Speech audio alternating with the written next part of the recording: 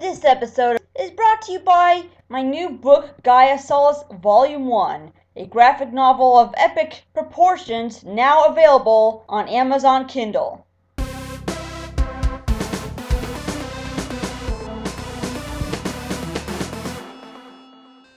Hello everyone!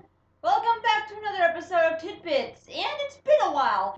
Gaia Solace is something you really want to check out, and starting in August, the first 3 new patrons will receive a free PDF ebook of Volume 1. At least it's a far better deal than what I'm here discussing today, and that is the concept of free-to-play video games. The idea of free-to-play sounds good on paper, but for only half of the experience.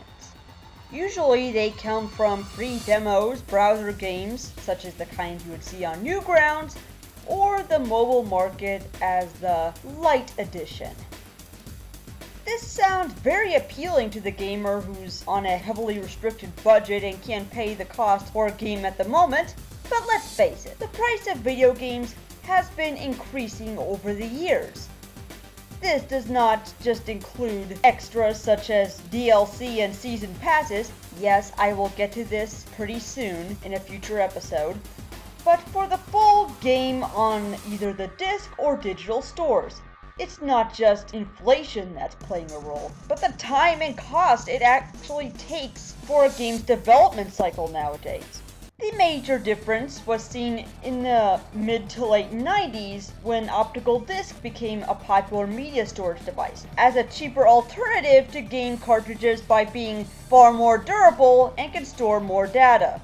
Even though I grew up with a Sega Genesis and a Nintendo 64, I primarily played games on the PC because, if many of you remember, Nintendo 64 cartridges were very expensive and would cost around $70 to $80, so I had a very small library of games for the most part, so we often had to rent or loan a cartridge from a friend.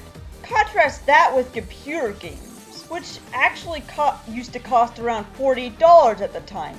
So as a result, my PC, which was a compact Presario 5200 that ran on Windows 95 and 98, had far more games to play on.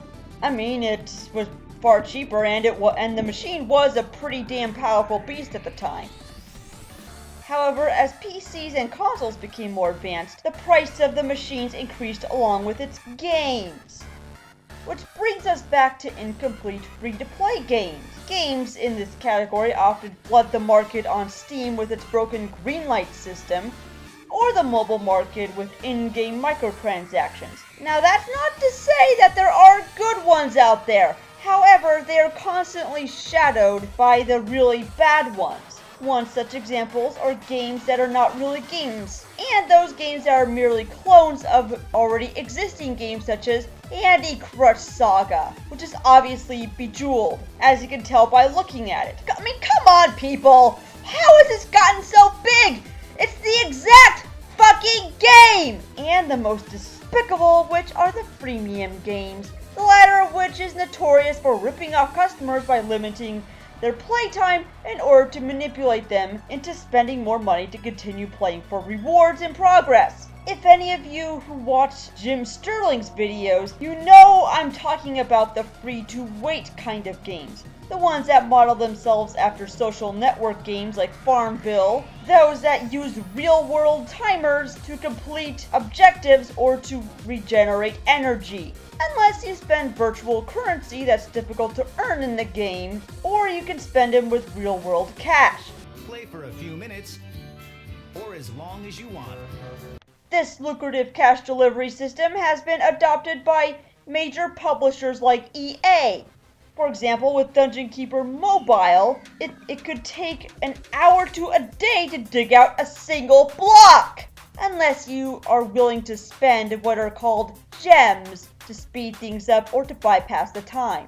If you run out of gems, don't worry, you can buy more with, you guessed it, real-world money. Ha! Nice way to rack up your parents' credit card bill, kids. The exact same can go for Angry Turds Go or Final Fuckery All the Damnest, that do nothing to provide entertainment or dignity to the player as they hastily spend their hard-earned money to buy their way through the game, which amounts to nothing more. I'm just waiting for the Federal Trade Commission to crack down on this kind of practice in the gaming industry. It should be a no-brainer, right? But why does it continue? Because neither really give a fuck. So are all free-to-play games bad? No, there are some really good ones out there, but however, you have to be extremely cautious because they get a bad rap, especially mobile games. So if it says free-to-play, do not believe it unless it's one of these fan-made browser games they used in Adobe Flash. If they are going to charge, one so that people can play the game in full. This is Marionama, signing off. Thanks for watching, I really hope you liked this video. If you want to check out more from Marionama, please hit the subscribe button below, or go to my website at www.mariomedia.com. And if you really like the content, be sure to support me on Patreon or follow me on Twitch TV. And as always, sign on.